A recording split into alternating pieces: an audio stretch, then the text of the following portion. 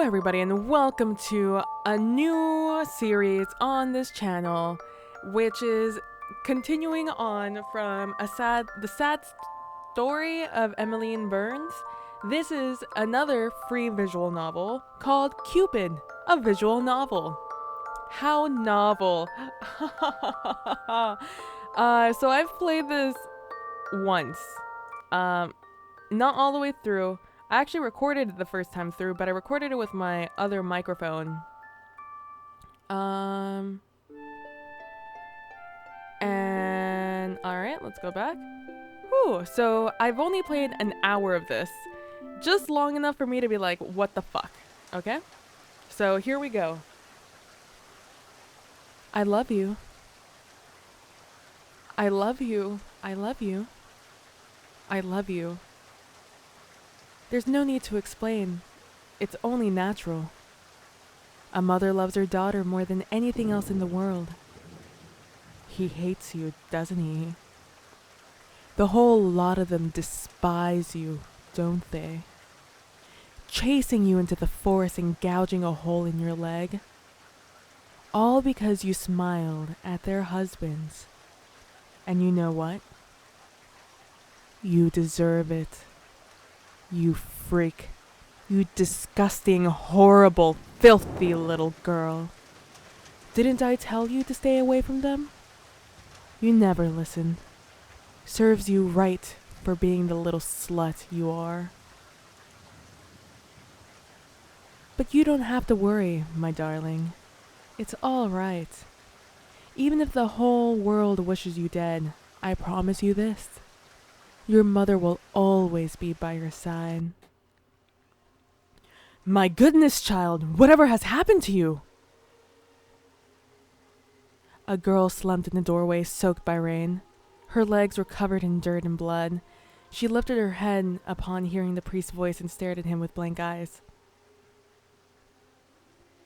Bless me, Father, for I have sinned. She hobbled forwards, her bloodied leg giving way. Automatically, the priest rushed forward to steady her. Years of spiritual training had prepared him for the most unexpected guest to his church. He sprung into action.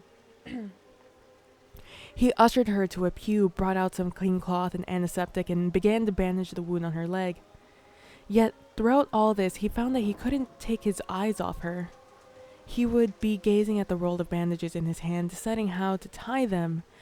And then, out of nowhere, he would be staring into her eyes. In with all the mud and grimes. Is that how you spell grime? Oh, I thought I saw two M's. Never mind. Grime smeared across her face. He couldn't deny that she was absolutely beautiful. How old was she? 20? 18? 16? Her face was so young. The priest had long since aged past his desire for the opposite sex, but somehow, something about her enraptured him. When he realized his own thoughts, he quickly steered his mind towards other matters. My child, what happened to you? She seemed to take all the time in the world before responding. He looked at me. Looked? He looked at me and he touched me. And then he started to kiss me. At first, the priest didn't understand. Then he realized with a jolt of anger what she meant. It was happening more and more often nowadays. The young men of France these days were spirited, uncontrollable ruffians. A lady walking home by herself one night would be prey to a few number of them. Lust. One of the 7 deadly sins. The one that the priest personally despised the most. Furrowing his brow in sorrow, the priest laid a hand on her thigh. You are safe now, child. God's house is a sanctuary for the faithful. I don't think he'll protect me. He looked at her in confusion. You see, Father, I have sinned again. Right there among the pews before the altar of God, she bowed her head. I'm sorry. Was she apologizing to him or to someone else? Her hair hid her face and her eyes, and the priest could make neither head nor tail of her. He suddenly realized that his hand was still on her thigh, and he hurriedly drew it away. "I'm sorry." She repeated the phrase over and over. After a while, the priest got up. "Don't fret, child. You are not to blame. I will contact the local constable, but in the meantime, you are free to make yourself at home here. I will fetch you a hot drink." He patted her hand and left to go to the back room.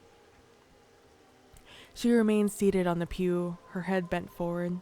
As the priest's footstep faded away, the entire church fell into silence. So much for silence. Now that it was the dead of night, the clouds covered the sky. Barely a sliver of moonlight filtered through the stained glass. The girl sat alone in a ring of darkness. She opened her mouth. "No, I know. If I may say my piece, surely." Yes, mother. But he is so very kind." "Oh, I get to choose. Haven't you learned your lesson, idiot? I fear for your safety." How do we want to play this? Do we want to be a real asshole, or do we want to, do the manipulative game? Because I don't know what the purpose of mother is. I'm going to go with manipulative. "Child, follow mother's words and leave. You saw the look in his eyes, didn't you? You cannot stay here. Even the man of God can stain you with his filthiest colors. Be a good girl and follow mother's words." "But it is cold outside, mother. The rain has not let up. Can't I stay?" "You leave now, and that is final. I will not hear another argument." I'm sorry. Please don't be angry, mother.